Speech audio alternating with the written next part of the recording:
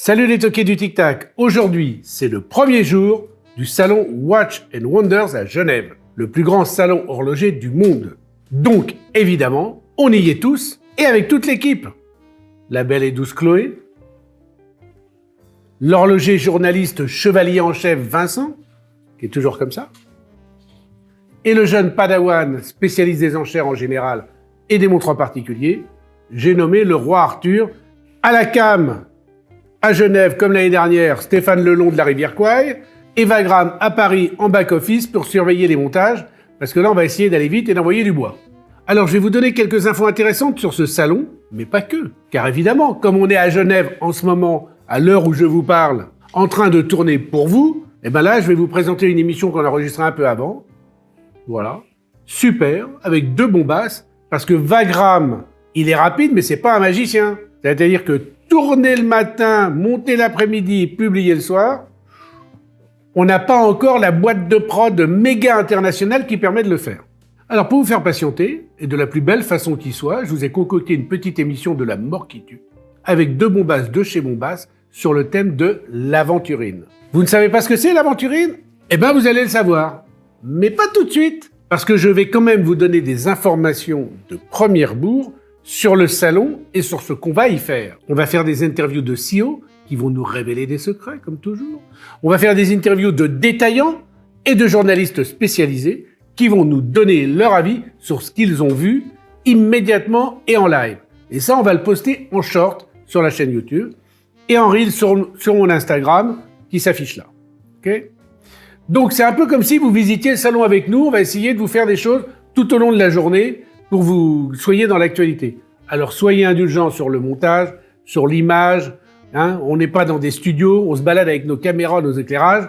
On va faire cela à la One Again a Fly, avec nos géniaux iPhone 14 Pro Max en 4K, et on va voir ce que ça donne, mais normalement, ça devrait être de la bombe.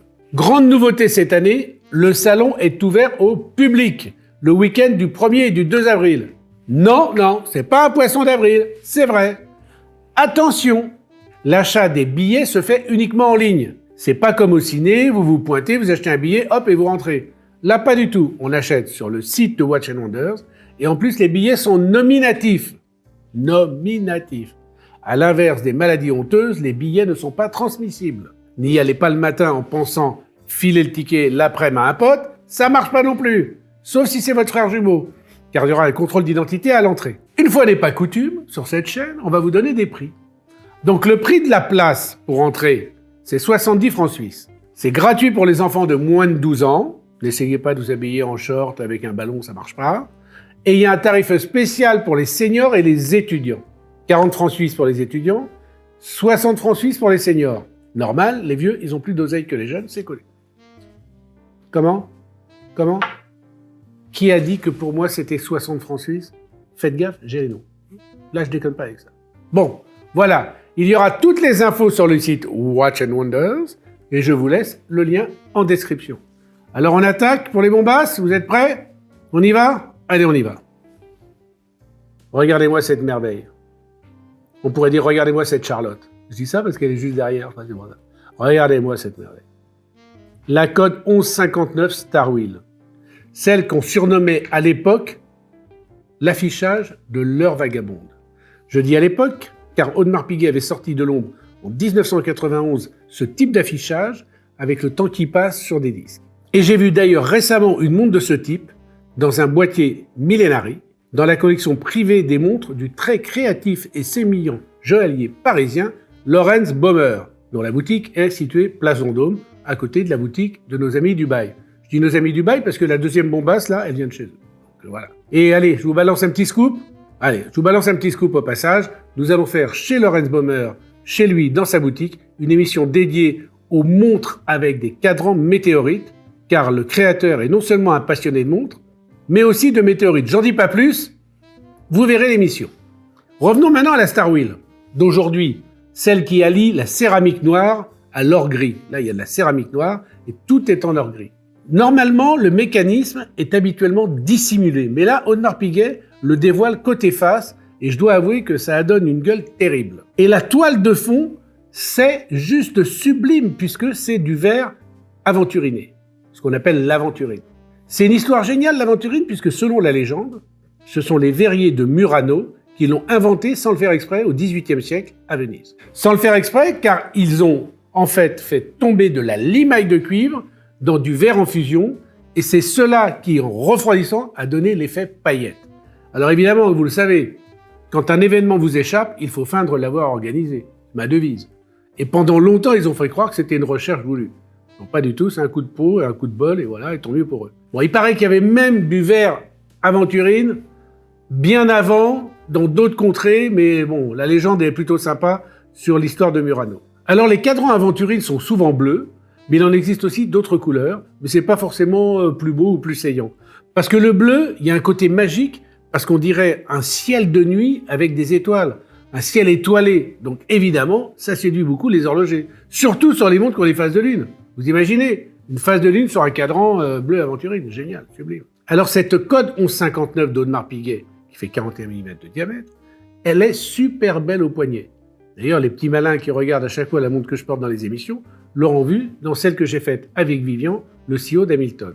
Elle est super belle au poignet, elle n'est pas épaisse, elle est agréable, et son affichage est complètement disruptif, puisqu'elle a 3 disques légèrement bombés, en aluminium, teintés noir, et qui tournent sur eux-mêmes pour afficher l'heure au bon moment et au bon endroit, pour pointer les minutes sur le secteur en arc de cercle, qu'on pourrait dire situé entre 10 heures et 2 heures sur un cadran traditionnel. Sur le côté de la carrure, on voit qu'il est en céramique, comme la couronne, et évidemment, ça fait un couple parfait avec l'or gris de la boîte, parce que noir et or gris, c'est évidemment très chouette. La glace caractéristique des codes 1159 et qui est doublement incurvée est idéale dans ce cas pour mettre en valeur les disques et le mécanisme.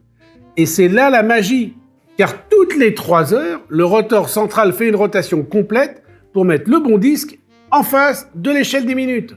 Et d'ailleurs, je vais vous le faire marcher maintenant, et vous allez voir tout de suite que c'est canon. Voilà, je vous le fais en direct live. Alors vous voyez, là ça tourne, c'est extra, et hop, le disque là se bloque sur 4 heures. Donc ça veut dire qu'il est 4 heures, 10, 20, 30, 40, 50, et quand ça arrive à 60, hop, ce disque-là se remet à tourner, celui-là se bloque, il se met sur 5 heures, et il est 5 heures, 5, 10, 20, 30, 40, 50, et ainsi de suite. Voilà, c'est carrément génial. Et donc, c'est une animation très rare, et bravo AP, parce que c'est juste magique. Côté fond, une masse oscillante en or, 22 carats, vient mettre un petit peu de couleur sur cette pièce, volontairement monochromatique. Noir, bleu marine, gris, mais c'est très chouette. D'ailleurs, si vous en voulez une, à mon avis, c'est pas si simple. La réserve de marche est de 70 heures, donc confortable. Et la dernière information que je peux vous donner sur cette complication, c'est qu'elle a été inventée en 1655 sur une horloge à la demande du pape Alexandre VII. Le pape souffrait d'insomnie et il était dérangé par le tic-tac de sa pendule. Comme quoi, à l'origine de la naissance d'une complique, c'est souvent marrant, il y a des petites histoires un peu originales. Tiens, je vous mets l'affiche de la grande date, car ça c'est une autre belle histoire.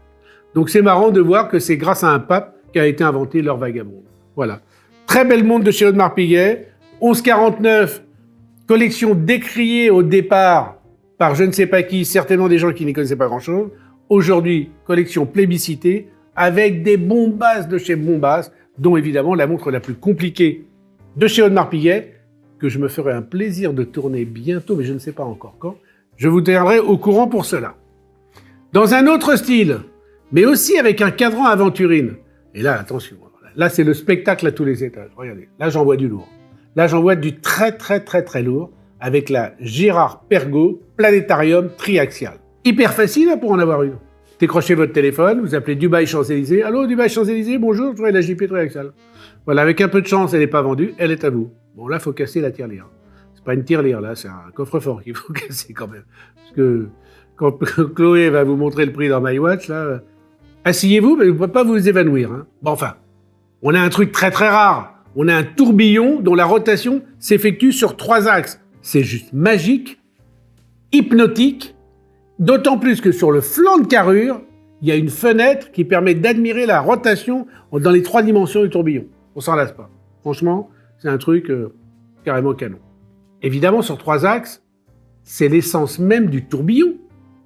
puisque l'organe est censé, comme Franck, annuler les effets néfastes de l'attraction terrestre sur l'organe réglant. Donc, quand il tourne sur 3 axes, il est évidemment dans toutes les positions, et donc il est beaucoup moins sensible à l'attraction terrestre.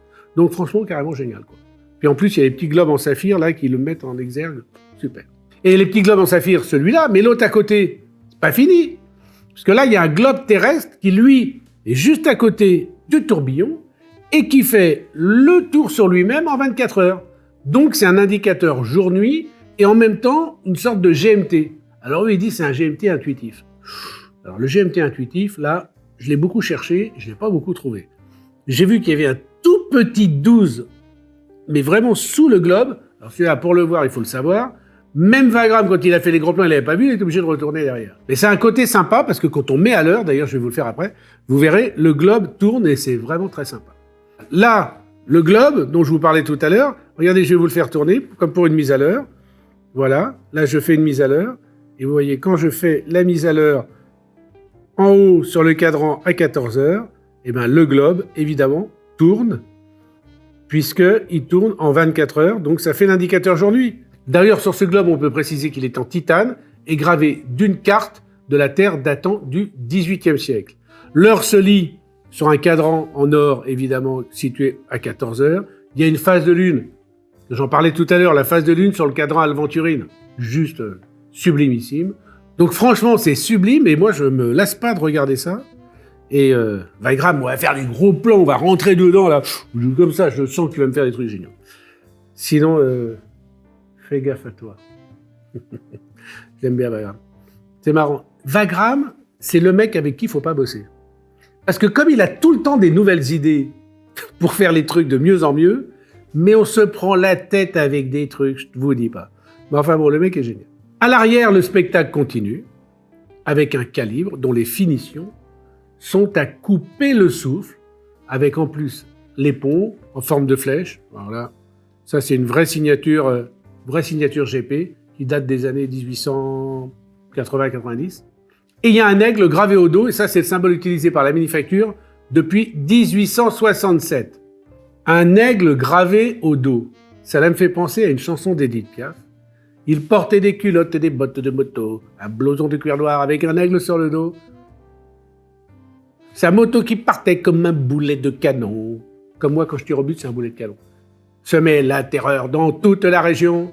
Interdiction de passer ça en boucle pour faire rigoler pendant les dîners de famille. Tiens, pour la petite histoire, la montre d'Edith Piaf, c'était une boucheron reflet, qui, quand elle a acheté sa première montre boucheron reflet, ça s'appelait pas une boucheron reflet, ça s'appelait une boucheron bébé. Pas Brigitte Bardot. B pour boucheron et B pour le nom du mec qui l'avait créé, je l'ai oublié.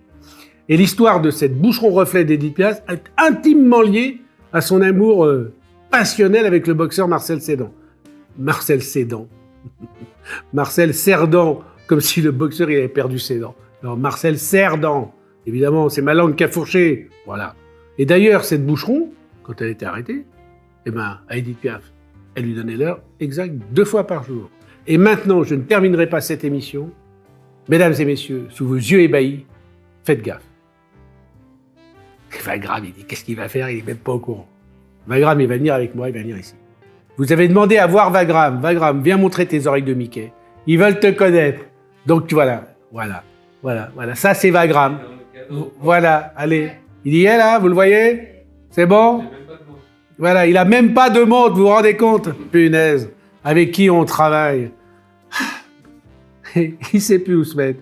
Eh ben voilà, c'est Wagram. J'attends vos commentaires sur Wagram. Hein? Parce que il est à sa place, Wagram. Allez, à tout à l'heure.